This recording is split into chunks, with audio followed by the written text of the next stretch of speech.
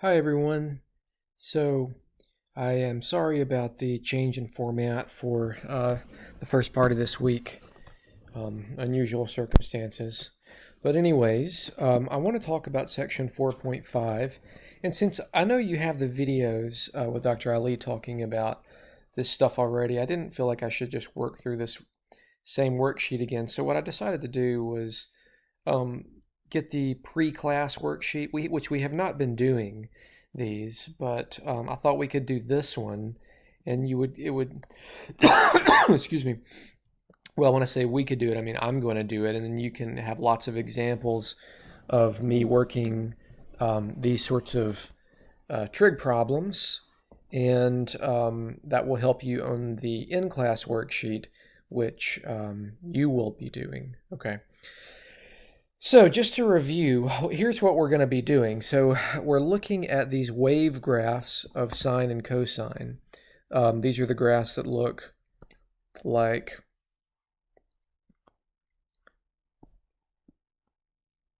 this, some version of that, okay? And not only are we looking at these graphs, but we're looking at transformations of these graphs. And the transformations basically fall into the structure a sine bx plus c or a times cosine bx plus c. And we talked on Friday about what a, b, and c do to some degree, although there's a lot more to say about that. So let's talk a little bit more about this. So just to recap, the value a is related to what we call the amplitude. And the amplitude is sort of the size of the wave, like how high and how low it is. And it corresponds to a vertical stretch. Excuse me, also I have a cold, so I'm fighting that as well. Anyways, then the period is controlled by the value b, and the period, let me draw a little picture to just sort of illustrate period here. So the period is the length over which the function completes one full cycle. And then if it starts to repeat itself after that, then that length right there, that's the period. Okay, so let me move this a little bit. That is the period. So for just the basic sine function, the period is 2 pi, and the amplitude is 1. And then we change that. You know, if it's just sine of x, then the period's 2 pi, the amplitude's 1, but then we're going to mess around with them. And we talked on Friday about where this 2 pi over b, absolute value b, comes from. So if you're, maybe go back and watch that lecture again if you want some more background on that. And then finally, the last quantity that we study is called the phase shift. The phase shift is analogous to a left or right translation, and it is controlled by both b and c, and the specific form of the phase shift is negative c over b. Okay, so that's all very important, and you need all of this, but also very important is this list of steps right here, which says how to graph sine and cosine functions. We're also going to talk about how to make the function from the graph. That's another skill that we want to practice. But so in order to graph, we would first find the amplitude, the period, and the phase shift using these formulas here in the box. And then we're going to take once we found the period, what we want to do, let's say that we've got our function and the period goes from here to here, okay? So that's where it starts and that's where it stops. So then we want to find the key points for our function. And when I say the key points, I mean the start. That was supposed to be right there. Then right here, right here, right here, and right here. Those are my key points.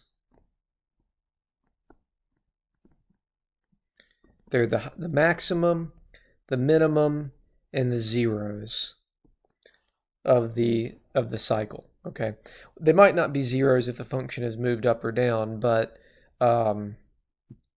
usually they're zeros. Okay. So to do this, we take the interval of one period. When I say the interval, what does that mean? This is going to be like this little length right here. That's an interval. So that is an interval right there. Each one of these lengths is these little intervals is the same length. So that's an interval, that's an interval, that's an interval, and that's an interval. So we have 1, 2, 3, 4 intervals. So basically, it's the period divided by 4.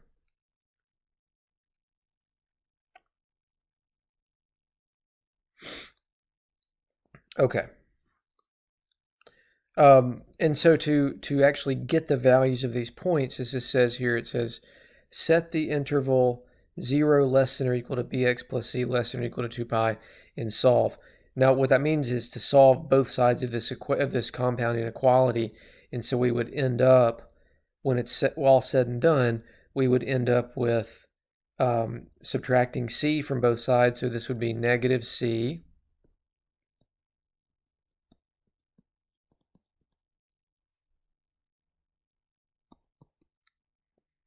And then we would divide everything by b.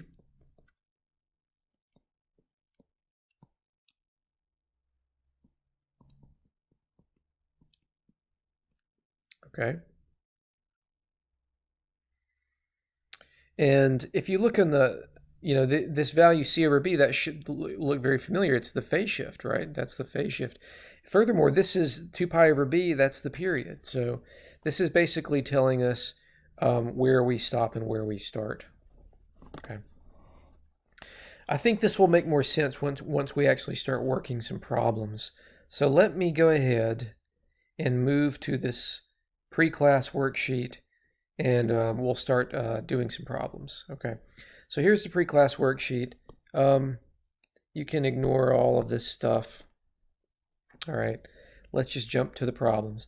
So number 1 says, let f of x equal 2 times sine of 3x minus pi over 2. Determine the period, amplitude, and phase shift.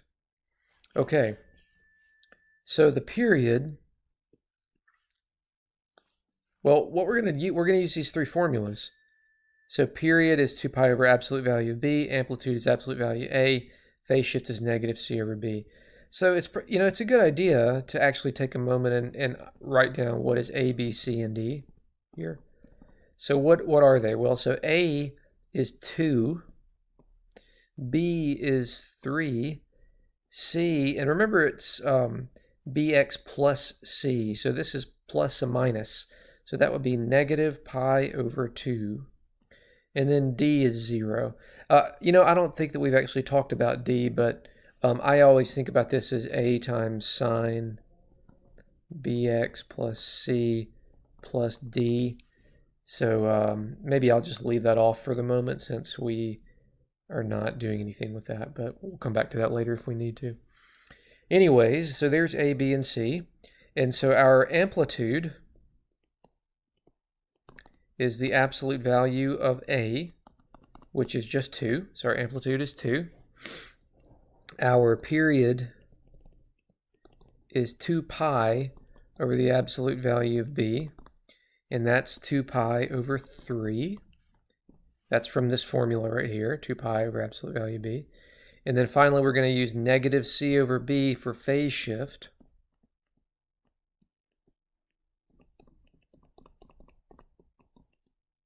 Okay, so we're actually going to have a double negative here. So this is minus a negative c over b is 3, which simplifies to be positive pi over 6. Okay, so that is our amplitude, our period, and our phase shift. Now what we're going to move to, this is actually we're going to be able to graph the function here in a minute. All right, so that's our amplitude, period, and phase shift. Let's move on to part B. It says find an interval containing exactly 1 cycle. So we want to know where this thing starts and finishes.